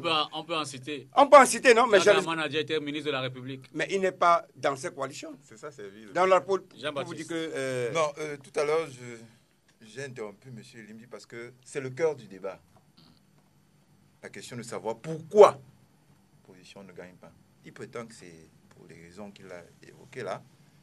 Et nous, nous soutenons que ces idées-là, elles sont en partie vraies, mais elles sont généralement fausses. Lorsque M. Elimbi dit qu'il faut commencer à compter à partir de 92, c'est-à-dire que les élections qui étaient avant 92, ça ne l'intéresse pas, sauf quand il veut prendre le référendum de 72 pour dire « ceux qui parlent dans la région anglophone doivent se contenter de tenir compte du référendum de 72. » Ce n'est pas correct. Nous disons que le problème des partis de l'opposition camerounaise, c'est leur origine RDPC. C'est ça. C'est ça qui empêche toute coalition. Non pas qui empêche la coalition, mais qui les empêche de fonctionner comme des partis qui vont vers la conquête du pouvoir et qui ne peuvent pas se mettre d'accord pour le minimum qui permettrait au débat politique d'avancer et aux conditions électorales de s'améliorer. C'est dans ce sens-là. Donc, lorsque nous disons cela, ils nous rétorquent non, ce n'est pas possible. Mais les données que monsieur et son madone, ou bien celles qui donnent statistiques ou électorales, ou bien des sénateurs nommés, je ne sais pas moi quoi, en 92, est-ce que ça existait? Qui était conseiller municipal en 92? Monsieur Froundi était conseiller municipal à RDPC, il est sorti quelques temps avant pour lancer le SDF. Mais des milliers, des centaines de milliers de Camerounais étaient derrière lui.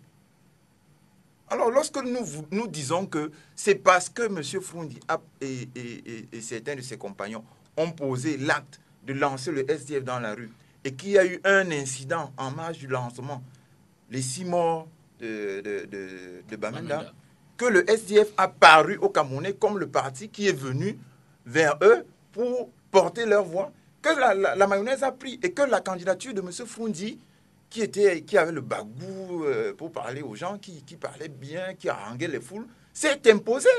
Alors que ce monsieur était quelques temps avant conseiller municipal à RDPC. Alors lorsque on veut nous faire croire que c'est l'arithmétique ou bien les mathématiques électorales qui vont... Monsieur Elimbi, Oumiobe s'est présenté aux élections dans ce pays. Il a été battu par un certain Abbé Meloné. Personne ne sait qui est l'abbé Meloné. On connaît Oumiobe du Cap jusqu'au Fouta Djalon. Il a perdu toutes les élections auxquelles il s'est présenté. Mais personne ne peut dire que Oumiobe n'a pas décisivement contribué à mettre ce pays sur la voie de l'indépendance.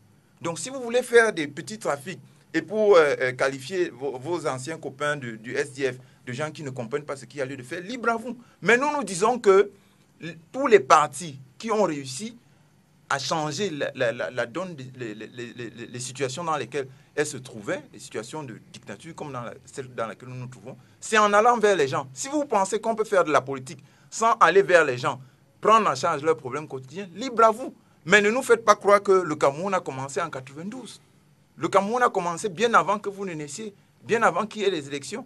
Et avec ou sans élection, ce pays va changer. C'est parce que les Camerounais se seront mobilisés autour des mots d'ordre, de leurs préoccupations quotidiennes, avec le concours des partis politiques, que le mouvement nécessaire vers les urnes ou vers je ne sais la défense de quel intérêt va se produire. Il n'y a pas une société qui a changé les élections en faisant de l'arithmétique électorale et en insultant l'intelligence de ceux qui participent aux élections, dont vous-même, parce que le mandat dont vous prévalez chaque jour, vous l'avez obtenu comment? C'est le SDF qui vous l'a donné. Merci. Abel Elimbi. Les partis politiques ne donnent pas de mandat, c'est le peuple qui le donne. Vous étiez investi par le SDF. Ouais, vous venez de parler. Vous étiez investi par le SDF. Oui, non, je précise, vous étiez investi par le SDF. Vous avez très peu d'élégance. Vous voulez qu'on transforme ce marché? Non, pas du tout. Allez-y. Voilà. Allez-y. Je vous ai écouté dire vos élucubrations. Je vous rappelle simplement que les partis politiques ne donnent pas de mandat. C'est faux, ça c'est faux. Voilà. Si c'était vrai que les partis donnent, c'est que vous avez un mandat parce que votre parti, vous l'aurez donné. Vous êtes investi par le SDF. Vous parlez d'investiture ou vous parlez de mandat? Je dis que... Les deux sont la même chose dans votre SDF. Revenons dans le débat. Non, c'est pas la même chose. Vous m'empêchez de parler. Moi, je vous ai écouté. 22h22. Je vais vous écouter. Voilà. Écoutez-moi jusqu'au bout. Le parti politique ne donne pas de mandat. Exact. Il investit les gens. Le peuple donne un mandat. Qui vous a investi? Un point, un trait. Qui vous a investi? Je n'ai pas de mandat du SDF. Qui vous a investi? Le SDF. Voilà. Mais il ne m'a pas donné un mandat. C'est ce que je voulais dire. Il ne m'a pas donné un mandat. C'est bon, pas ce que vous avez dit. Peut-être vous vouliez le dire. Oui. Ah, vous vous êtes trompé? Allez-y donc. Naturellement. Abel, allez-y, rentrons dans le Vous vous débat. êtes trompé. Ouais. Donc vous vous êtes trompé. On va Ça prendre vous 5 minutes. apprendra à mieux parler. Oui. Ce que je veux dire qui est important, ce n'est pas la rhétorique. Exactement, ça fait 5 minutes qu'on attend sur cela. l'histoire de l'indépendance. Allons-y, Abel. Nous avons un combat à mener. On fait comment pour le gagner? S'il y a des partis politiques qui pensent que pour le gagner, il faut aller fouiller en 1916, qu'ils aillent fouiller en 1916. Nous, on est en 2018. Ce que nous savons concrètement, c'est que nous avons 8 candidats qui ont des programmes politiques qui se ressemblent comme 2 gouttes d'eau. Ils parlent pour l'essentiel de la même chose. À partir de ce moment-là, le fait d'être 8 n'est pas à notre avantage. Nous qui voulons leur donner des suffrages. Nous, notre souci est que les suffrages aillent à la même cause. Pas à 8 causes différentes qui sont semblables. Donc, nous disons à nos candidats que si vous continuez dans la voie où vous êtes là, on connaît la finalité. Je leur ai gardé un morceau choisi ici. Dans l'évangile. Que j'aime bien leur lire de temps en temps. Dans l'évangile. Oui. C'est le livre de Galates, chapitre 5, à partir du verset 13 en montant. C'est très important pour les candidats. Si on peut comprendre l'échec de la coalition. Vous avez été en effet appelés pour la liberté. Vous avez été appelés pour la liberté, frère. Seulement, n'usez pas de cette liberté comme d'une occasion pour la chair. Et le livre sacré nous dit ce que c'est que la chair. Il dit, oh, les œuvres de la chair sont manifestes. Ce sont fornication, impureté, tout ce que vous savez d'habitude. Mais il ajoute, querelle. Hein? On vient parler ici, les gens commencent à parler de 1919. Querelle, jalousie. Là, vous rentrez dans la querelle. Hein? Dispute, division, secte, comme prolifération de partis politiques. Et l'apôtre leur dit, mais par amour, travaillez comme des esclaves. C'est ça qui m'intéresse. Aussi, Akere, Kamto, Cabral et les autres. Par amour pour nous, travaillez comme des esclaves, les uns pour les autres. Et Paul prévient. Il dit, car si vous continuez à vous mordre et à vous dévorer les uns les autres, prenez garde que vous ne soyez anéantis les uns par les autres. C'est ça qui m'intéresse. C'est ce que les résultats des élections nous montrent. En 2011, il y a eu 7 521 651 inscrits. 23 candidats. Parce que vous avez 22 candidats contre Paul Biya, qui disent pour le pays et contre Paul Biya la même chose, mais qui sont incapables de s'unir, de conjuguer leurs efforts pour rendre ce qu'ils disent efficace et efficient. Ça a entraîné 2 570 217 abstentions. 34,17% des électeurs inscrits ont refusé de venir voter à cause de la dispersion, à cause de la division. Il n'y a eu que, dans les 7 millions d'inscrits, il n'y a eu que 1 064 722 inscrits qui sont partis voter pour l'opposition. Et ont dispersé leur voix entre les 22 candidats. Ça n'a pas de raison idéologique. Si. Ça, c'est votre problème. Il n'y a aucune raison idéologique ici. Si, il y en a. Tous ces partis politiques qui s'expriment ne sont même pas capables de nous dire quelle est leur obédience idéologique. C'est qu'ils disent, c'est vrai. Aucun d'eux n'a une obédience idéologique. Et notre combat n'est pas un combat idéologique. Notre combat est un combat contre un système. Et ce système Quand ils se coalisaient, Le MLC libéral, ils sont pour le, il a dit quoi, libéralisme social. C'est des libéraux. Quand ils se coalisaient libéraliste. Si lui ne sait pas quelle est l'idéologie de son parti, il ne faut pas qu'il... Je ne sais pas, mon frère. C'est toi qui connais les idéologies des partis.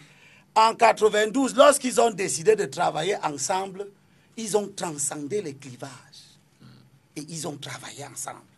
Et ça a permis d'avoir 37% ou 39% selon les camps où on se trouve. Dans tous les cas, l'histoire nous apprend on vous a suivi développer. Je peux terminer. Terminer. Nous sommes là quelques jours.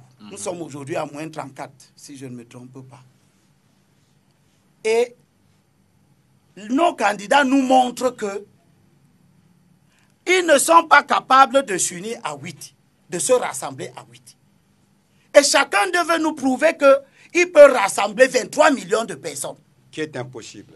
Quand vous ne pouvez pas vous rassembler à 8, comment vous allez nous prouver que vous pouvez rassembler chacun pour son propre compte, derrière son idée, derrière son programme, derrière ci et ça, 23 millions. Merci. Que doit encore faire l'opposition désormais? Je veux dire qu'elle va à la bataille, simplement. Dipita, il faut pouvoir le dire. Moi, je reste convaincu et certain de ce que un seul candidat peut battre le régime en place. Pas fort. L'ordre juridique qui structure ces élections, on a souvent vu, comme je l'ai indiqué dans le cas du Sénégal, vous voyez, au second tour, pourquoi Abdoulaye Wade est battu? Il est battu parce qu'il y a le jeu des alliances qui se fait. Ouais. Pourquoi? Vous savez très bien que si le système sénégalais était resté comme le nôtre au premier tour, c'est que de nos jours, l'autre... Abdou Diouf. Non, pas Abdou Diouf. Macky Sall? Non, pas Macky Sall. Oui, c'est que... au Sénégal? Oui, au Sénégal. Le président? Oui, Macky Sall. C'est Abdou Diouf, non. ensuite Abdoulaye Wade, ensuite Abdoulaye Wade serait resté au pouvoir parce que vous savez qu'au premier tour, il a eu 36% et les autres sont venus. Les Macky Sall était à 24%. Et en Gambie? Mais en Gambie, qu'est-ce qui s'est passé? Il y a eu coalition au départ. Et enfin? Il n'y a pas eu de deuxième tour. Mais c'est donc pour il n'y a même pas de deuxième tour. C'est donc pour dire que... C'est la coalition qui a permis de battre Yaya Jammeh. Oui, une coalition consensuelle. Autour de Amadou Barrow. Oui. Visitons toutes les élections. Voilà. Le véritable déjà de première erreur au-delà. Et au Congo, et en Côte d'Ivoire, et au Tchad, et au Niger. Moi, ce que je voudrais dire... C'est donc pour vous dire que ce que vous dites est confirmé par la situation sénégalaise, est parfaitement démenti par la situation gambienne. Et donc, nous avons parfaitement démontre également les mêmes faiblesses. Oui. Donc, pour pouvoir dire quoi, M. Dipita, l'élection de 2018 de cette année n'est pas comme les autres. C'est une élection... Ça, c'est clair. Je veux le dire, extrêmement particulière. Ça peut-être il me démentira pas du tout. Depuis très longtemps, j'ai tiré j'ai sonné le tocsin pour dire que cette élection est particulière. D'abord parce que c'est la 16e. Si nous la ratons, on aura raté 16 fois les élections. Mais ça ouvre la voie à l'échec, à la 17e et à la 18e élection qui arriveront. Quelqu'un d'autre a la parole. Alors moi, la question simplement que je me pose est celle-ci, que le sort de notre pays repose entre les mains du peuple.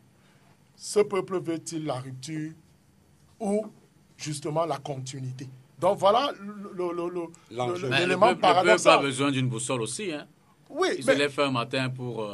Quand boussole, ça veut dire il a besoin des arguments, il a besoin de la confiance en des hommes. Une petite question. En 2011, notre peuple ne voulait pas la rupture. En 2011. Il ne voulait pas la rupture. Monsieur Elimil Obé, quand vous prenez le contexte de 2011 par rapport à 2018, vous vous rendez compte que les demandes du peuple sont plus accrues qu'en 2011. Mais c'est trivial. Le temps passe. Comment vous concluez alors que le candidat sortant va gagner si la demande sociale est plus importante? Mais justement, l'analyse... Voilà. Je vais te montrer quelque chose, Louison. Si la demande sociale est plus importante, tu ne peux pas gagner. Une petite courte minute. Tu vois ça? Ça sont les résultats des élections fournies par Elections Cameroun à Douala 5. sur 381 bureaux de vote aux élections municipales, où le peuple a besoin de la même rupture, parce que le peuple est constant dans son combat. On veut enlever Biya à la présidence, mais on veut enlever le RDPC au Parlement. On veut enlever le RDPC dans les communes, d'autant plus que ce sont les communes aujourd'hui qui permettent de gérer, de structurer l'élection sénatoriale. Vous savez ce qui s'est passé? La demande sociale dont tu parlais là.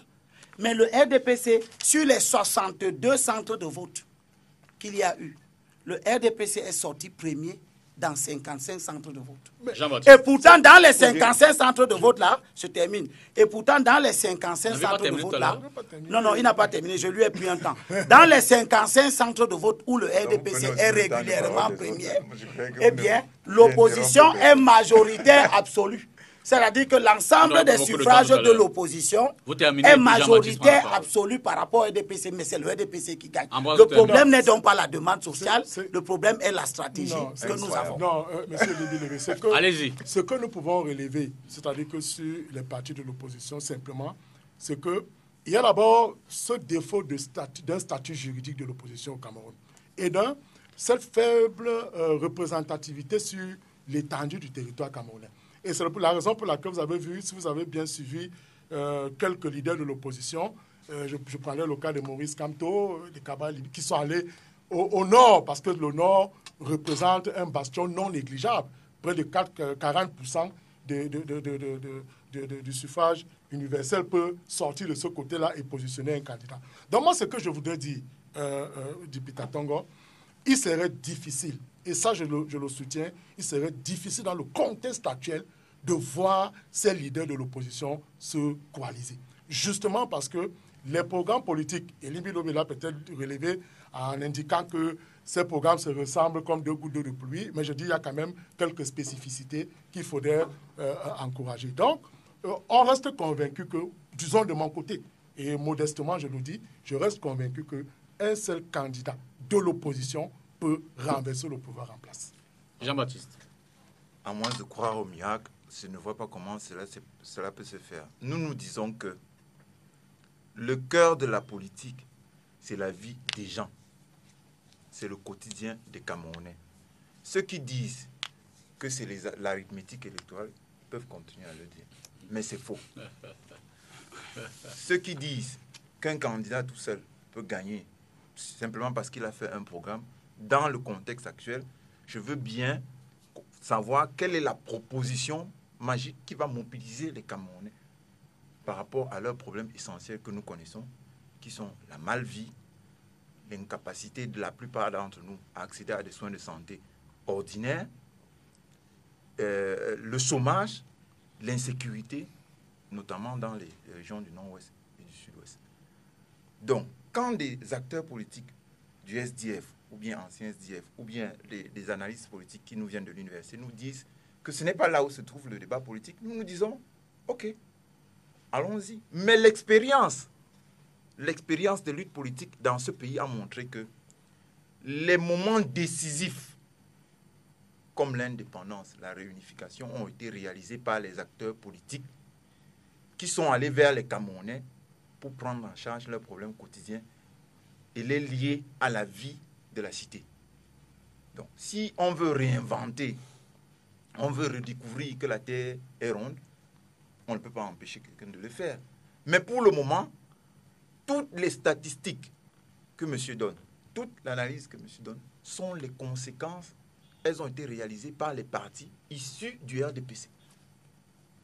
C'est-à-dire, quand on prend en compte même les 7 millions dont il parlait, ou 6 millions de cette année, cela veut dire que sur une population estimée à peu près 25 millions de gens, c'est à peu près 15 millions de personnes qui ne s'intéressent pas à la vie politique, qui devraient s'intéresser à la politique et qui n'y sont, une dizaine de millions tout au moins, puisque si c'est 6 millions, si on retire une dizaine de millions tout au moins, qui n'y sont pas. Et ils n'y sont pas pourquoi?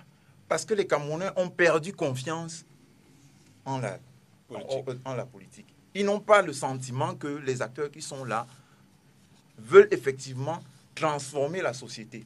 Il y a encore quelques-uns qui se mobilisent pour des raisons tribales, pour diverses raisons. Mais nous ne l'aurons pas. Nous n'avons jamais été élus, non pas parce que nous n'avons pas eu le moyen populaire d'être dans les assemblées, mais parce que nous n'avons jamais privilégié les petites combines, les petits calculs et la fraude qui essaye de présenter aux gens une réalité qui n'est pas celle que nous vivons, en retirant la politique de la cité, des quartiers, pour l'amener dans les assemblées et dans les discussions sur les résultats des élections, ou bien sûr les programmes que personne ne, dans la rue, personne ne peut connaître et prendre en charge. C'est l'inverse, nous le disons une fois de plus, qu'il faut faire. C'est l'inverse qu'il faut faire. Il faut emmener les programmes avant, vers les gens, Voilà, c'est ça. les convaincre de sortir de leur torpeur pour défendre le programme ça. qu'on leur a proposé. Ouais. Et ainsi, le jour d'élection, ce sera une Chacun finale. choisit un- Mais il y en a qui disent qu'ils peuvent jouer la finale sans s'entraîner, sans participer à aucun championnat, etc. Et d'un beau matin, ils vont gagner la finale. Disons chiche. Oui, moi, je veux donc dire, vous savez pourquoi nous ne sommes pas ralliés derrière l'opposition?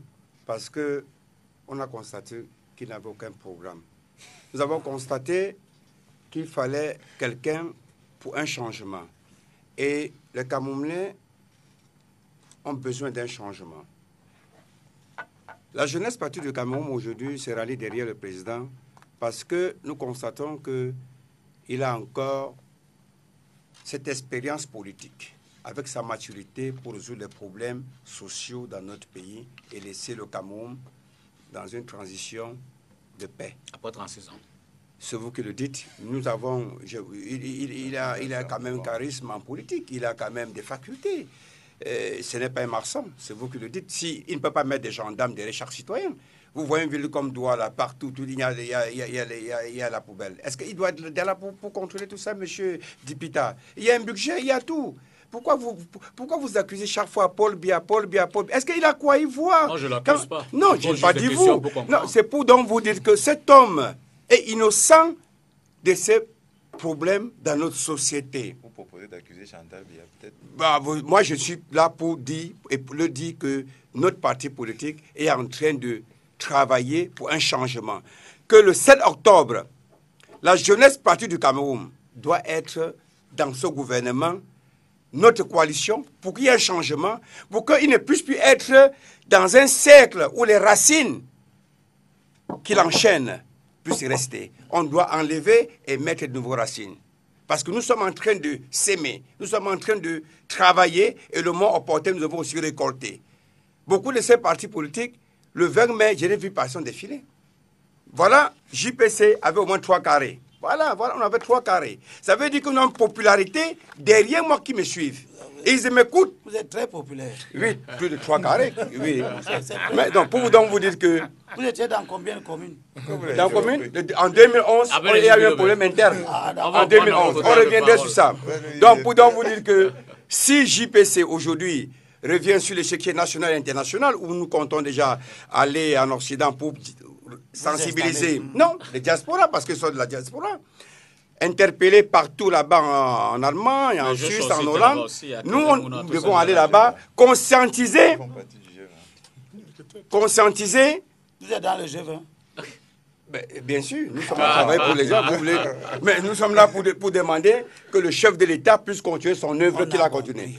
Et donc nous devons aller au diaspora pour pouvoir interpeller et conscientiser que le Cameroun est en train de changer, que l'opposition a échoué et avec une opposition divisée, sans consensus, il ne peut pas, avec l'abstinence qui va venir. Savez-vous que, comme il vient de dire, M. Lubert, que parmi ces 8, si il n'y a pas une opposition consensuelle, il y aurait ce qu'on appelle taux d'abstinence, personne ne pourra voter pour X ou Y. Et là, maintenant, il y aura ce que veut dire... Vous voulez Non, pas vous. Je vous ai déjà écouté. Vous terminez. Oui, donc pour donc dire donc quoi, monsieur Dipita, que le président Paul Biya est favori pour gagner cette élection le 7 octobre. Parce que l'opposition au Cameroun est divisée et que ceux de diaspora doivent comprendre que nous voulons un pays de paix et que le 7 octobre règne l'unité nationale, la cohésion sociale pour que demain soit meilleur pour la jeunesse camerounaise. Oui, moi je veux dire pas aux candidats, parce qu'on a déjà assez parlé aux candidats et ils s'entêtent, diaboliquement d'ailleurs. Moi je veux dire à tous les Camerounais qui constituent ce que nous appelons le peuple du changement, qui depuis toujours, 92 jusqu'à aujourd'hui, votent contre le régime du président Biya. C'est eux qui nous intéressent.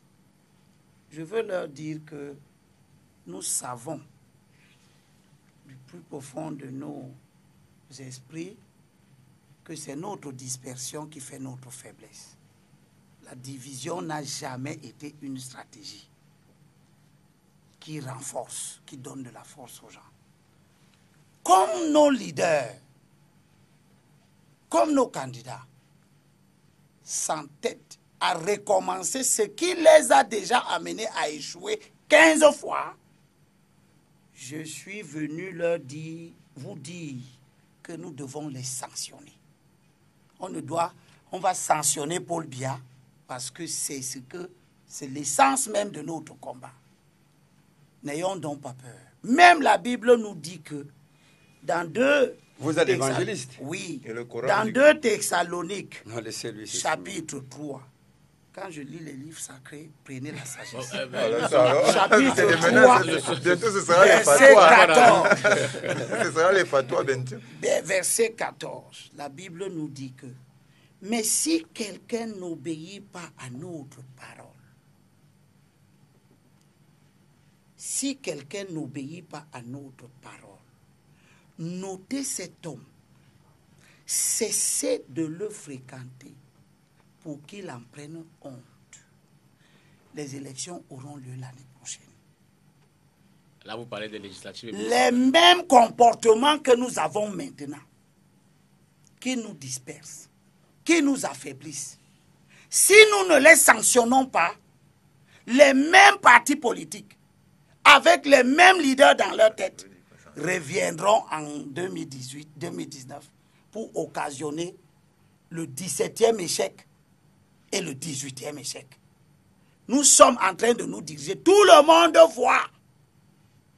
Parce que Paul Biya est au cœur d'une coalition.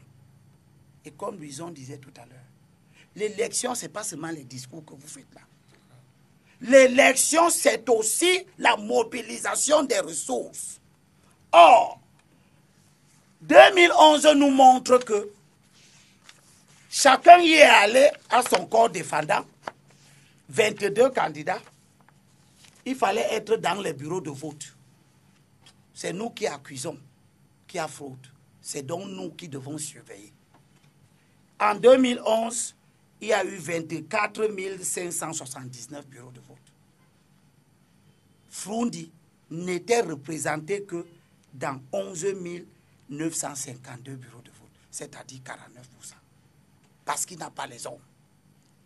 Et quand il n'a pas les hommes, il est en train de refuser les hommes que l'UDC a. L'UDC qui n'a pas les hommes veut aller seul aux élections. L'UDC était présente seulement dans 3095 bureaux de vote. Il y avait 21 484 bureaux de vote où l'UDC n'avait aucun représentant. On pouvait tout faire là-bas. Aujourd'hui, j'entends les mêmes candidats qui reviennent avec les mêmes comportements nous dire que ils ont recruté les bénévoles pour aller surveiller les bureaux de vote. Ce qui prouve qu'il leur manque de ressources endogènes, des ressources propres. Or, les 22 candidats de 2011 ont utilisé entre eux, dans leur poula-poulala, dans leur tchoukou-tchoukou, ils ont utilisé 26 300 personnes. S'ils avaient mis les 26 300 personnes au service de la cause commune, pour un candidat de consensus, ils auraient couvert les 24 000 bureaux de vote. Ils ne l'ont pas fait. Nous avons perdu. Comme ils ne veulent pas nous écouter, appliquons ce que la parole de Dieu leur dit. Nous devons les punir. Merci. Ils ont encore le petit temps qui leur reste. Merci. C'est le peuple qui doit les punir pour leurs mensonges. Le 7, nous allons mettre le bulletin du président Biya dans la poubelle. Parce que c'est ce que nous faisons depuis 26 ans. Mais pour punir nos candidats, on mettra aussi le bulletin de Ossi, qui manque d'humilité, Non. qui ne nous unit pas. On mettra son bulletin dans la poubelle. On mettra le bulletin de Kanto dans la poubelle. On mettra le bulletin d'Akere dans la poubelle. On mettra le bulletin de Cabral dans la poubelle. On prendra l'enveloppe vide. On mettra dans l'urne pour que tous sachent que nous sommes fâchés contre eux et qu'ils ne recommencent pas ça. Et quand tous les bulletins des candidats seront dans la poubelle, que fait-on? Eh bien, celui qui aura mobilisé son camp, il gagnera les élections. Parce que je termine. Laisse que je termine en 5 secondes. Je termine en 5 secondes. On n'aime pas Biya. Mais regardons, il est au combat, hein, regardons ce qu'il fait. Il a avec lui, lui-même Biya, c'est 303 communes qu'il contrôle. Il s'est allié l'UNDP qui contrôle 15 communes. Il s'est allié le MDR qui contrôle 5 communes. Il a fait pulvériser l'UPC qui s'est allié à lui qui contrôle 7 communes. Ça fait 330 communes et la campagne électorale se déroule dans les communes. La commune, c'est la plus petite division du pays. C'est là-dedans que la campagne se déroule. Et Biya, le candidat Biya, contrôle 330 communes. C'était votre mot de la fin. Les 8 candidats de l'opposition ont 30 communes dans lesquelles, en réalité, le candidat aussi contrôle 23 et le candidat d'actuel en contrôle 7. Jean-Baptiste. Donc nous voyons qu'il y a une stratégie électorale. Vous confirmez que ce qu'il dit est pertinent au fond? C'est pertinent parce que cela veut dire que ça arrange le RDPC. Non, c'est une trahison du peuple. L'opposition comme l'a trahi, c'est une tricherie. Si vous ne parvenez pas à s'unir pour sauver le peuple où il veut un changement. De parole maintenant, quand vous finissez, moi j'ai pas. Non, oui, parce que c'est une trahison, c'est une tricherie en politique. Je voulais simplement m'assurer que vous êtes d'accord avec lui. Mais je suis d'accord parce que l'opposition camerounaise a trahi le peuple camerounais parce qu'il veut un changement. Oui. Il ne veut pas ce gouvernement, il ne parvient pas à faire une opposition consensuelle. Vous permettez que je... Oui, allez-y. Bon. Oui. Si vous êtes d'accord, c'est parce que vous êtes de la même essence. Pourquoi? Il est d'obéir. C'est un produit du RDPC. Oui. Comment ça? Parce que c'est vous qui le dites. Laissez-moi. Si vous voulez, je vous laisse. C'est pas que je le défends. Allez-y. Oui, allez-y. Si vous voulez comprendre où se trouve le problème, expliquez-nous comment est-ce qu'on peut justifier que les gens sont déjà chez eux. Les Camerounais sont déjà démotivés politiquement. Par une opposition faible. L'opposition issue du RDPC. Il faut toujours le préciser. Il n'y a pas de RDP, il ne faut pas dire. Allez-y. Le problème, c'est, vous avez dit l'opposition a échoué. C'est l'opposition issue du RDPC qui a échoué à mobiliser le peuple. Parce qu'elle est sortie du RDPC avec ses mauvaises manières et elle est venue décourager les Camerounais de s'impliquer dans la vie politique. C'est ça le problème qu'il faut résoudre.